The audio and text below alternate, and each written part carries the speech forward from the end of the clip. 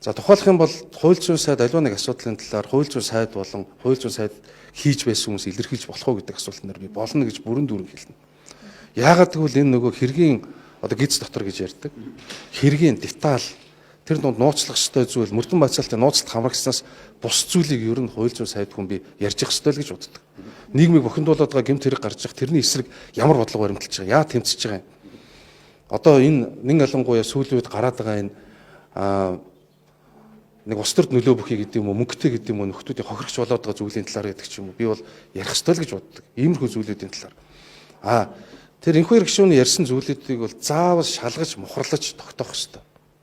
Энэхүү иргшүүн бол тэрийг санаанаасаа зохиогоод яриаг нь л ойлгомжтой. Тодорхой бодит баримт факт байгаа учраас ингэж ярьж иж таарна. Тэгэхээр энэ зүйлүүдийг тогтоох ёстой. Бид бол тэр нэг тогтоодог цэгтэй л байх ёстой. За энэ бол үнэн болох нь тогтооглоо эсвэл худал боллоо гэдэг ингэж эцэлж шийдвэрлэхгүйгээр нэг асуудлаас нөгөө асуудлын оронд нэг хүн юм ярингууд. Одоо би ч гэсэн нэг жилийн ажиллаж байсан хугацааныхаа талаар ч юм ингээд юм ярил шүү дээ.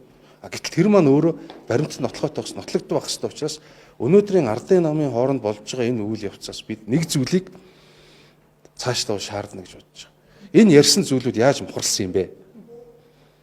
Тэр Бортектэй холбоотой асуудал, админерал тэр компанитай холбоотой асуудал. Тэр авилцаа тэмцэх газрынхныг бөөнд нь хэрэг үүсгүүлэхээр 20 байцааг цуглуулсан гэдэг асуудал. Бүгд тогтоох ёстой шүү дээ. Ингээд нэг улс төр өрсөлдөөнд оронгуудаа ийм зүйлүүдээр ингээд нэг ийм бусдын анхаарлыг татах гэж байгаа гэдэг юм уу? Санаа бодлого эргүүлэх гэж байгаа юм оролдчихоо дараа нь зөв зүгээр хаяа явдаг. Ингэж юусоо болохгүй. Ингүүл хизээч шударгаж тогтох.